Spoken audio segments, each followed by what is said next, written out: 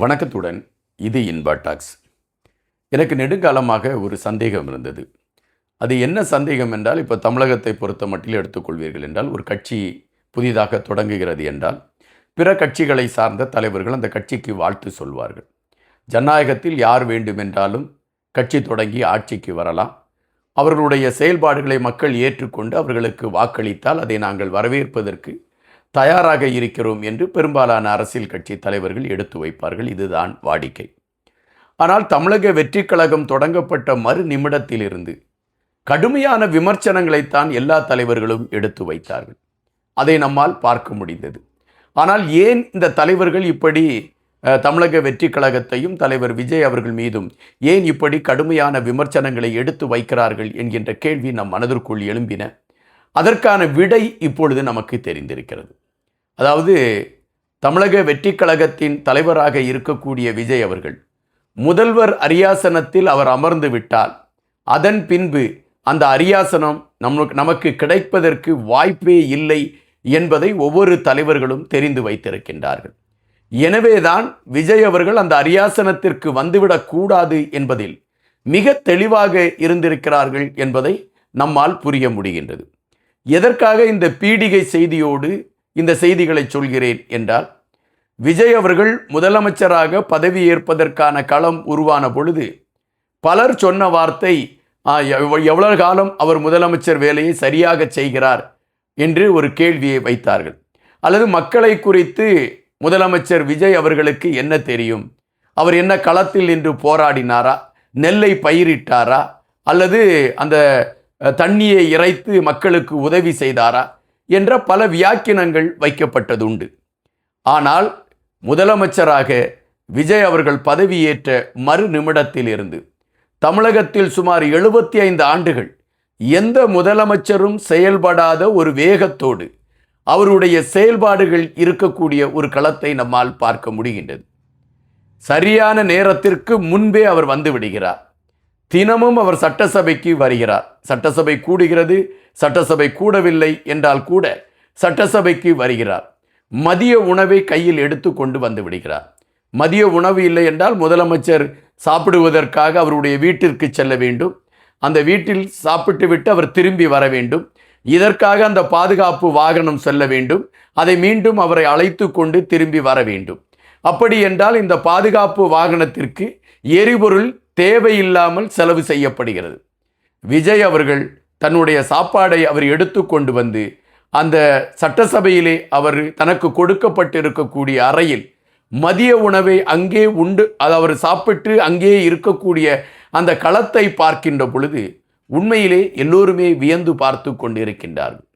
இது அரசு சார்பில் நடத்தப்படுகின்ற ஒரு பணி அல்லது ஒரு பொறுப்பு. இந்த பொறுப்பில் நேர்மையாக இருக்க வேண்டும் என்று சரியாக தன்னுடைய நேரத்திற்கு முன்பு வந்து தன்னுடைய நேரம் முடியக்கூடிய தருணம் தாண்டினால் கூட அதையும் தாண்டி தன்னுடைய பணிகளை செய்துவிட்டு செல்லக்கூடிய ஒரு களத்தை விஜய் அவர்கள் எடுத்திருக்கிறார். இது மக்கள் மத்தியிலே இப்பொழுது மிகப்பெரிய அவர் விஜய் அவர்கள் மீது மிகப்பெரிய ஒரு பாசத்தை அது உருவாக்கி இருக்கிறது.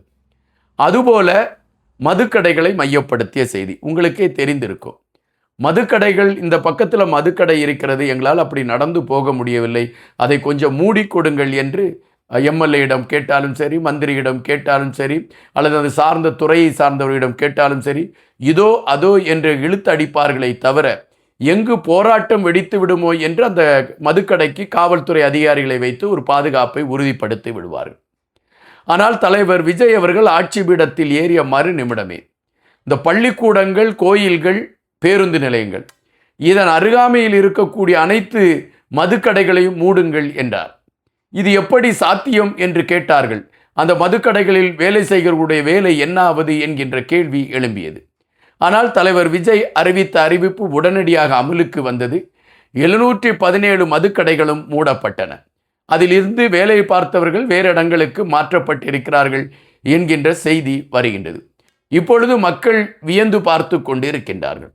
அதுபோல தமிழகத்தில் போதை இல்லாத ஒரு கலாச்சாரத்தை உருவாக்க வேண்டும் என்கின்ற நிலைப்பாட்டை எடுத்துக்கொண்டு விஜய் அவர்களுடைய களம் இருக்கிறது.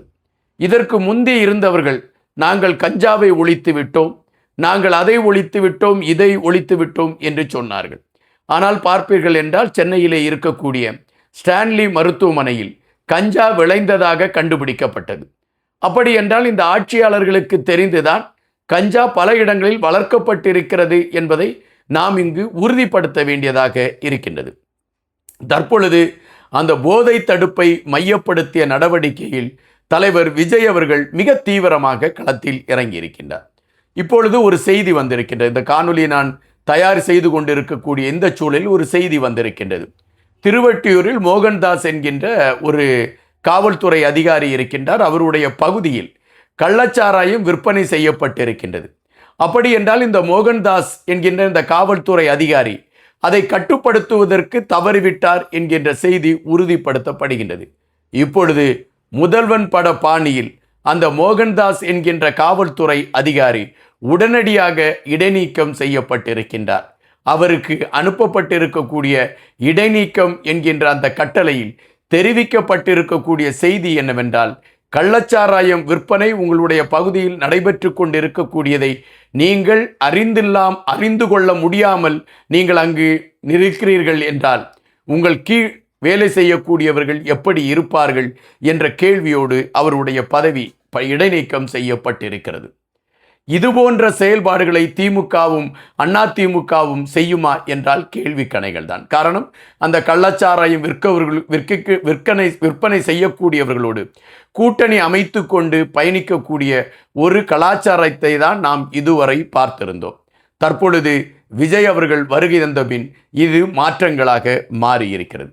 இப்பொழுது உங்களுக்கு தெரிந்திருக்கும், ஏன் விஜய் அவர்கள் முதலமைச்சராக வந்துவிடக்கூடாது என்று திராவிட முன்னேற்ற கழகத்தை சார்ந்தவர்கள் கடுமையாக எதிர்த்தார்கள் என்பதற்கான சூத்திரம் இப்பொழுது உங்களுக்கு தெரிந்திருக்கும்.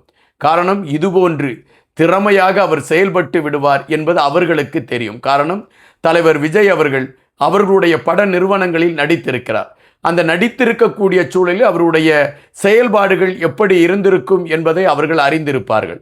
எனவே விஜய் அவர்களை முதல்வராக நாம் அமர விட்டுவிட்டால் அந்த பதவி அதன் பின்பு நமக்கு திரும்பி வராது என்பது திமுகவை சார்ந்தவர்களுக்கு தெரியும்.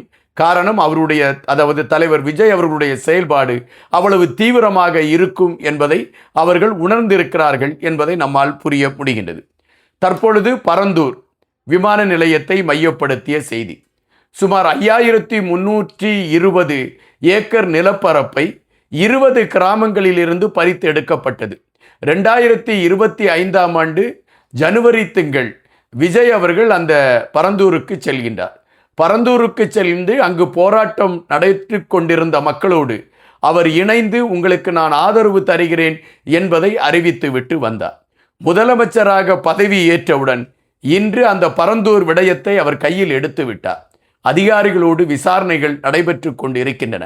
இந்த பரந்தூர் விமான நிலையம் அங்கு அமைக்கத்தான் வேண்டுமா அல்லது இதை மாற்று இடத்திற்கு அமைப்பதற்கான சாத்தியக்கூறுகள் இருக்கிறதா போன்றவற்றை குறித்து அவர் ஆய்வு செய்ய ஆரம்பித்து விட்டார்.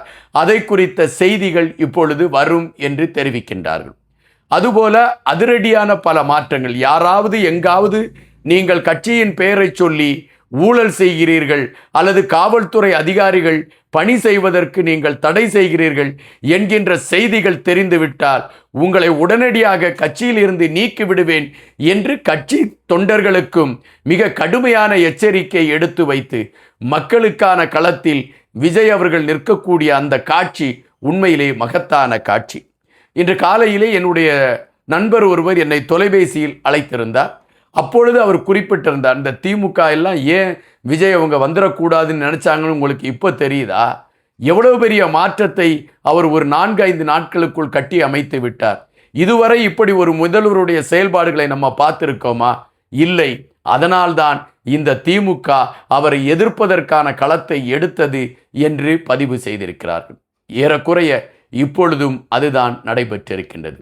முதல்வர் விஜய் அவர்கள் எடுத்திருக்கக்கூடிய சாட்டை கட்சியில் இருக்கக்கூடியவர்கள் இருந்து ஆட்சியில் இருக்கக்கூடியவர்கள் அரசு அதிகாரிகள் அனைவரையுமே இப்பொழுது பீதி அடைய செய்திருக்கிறது.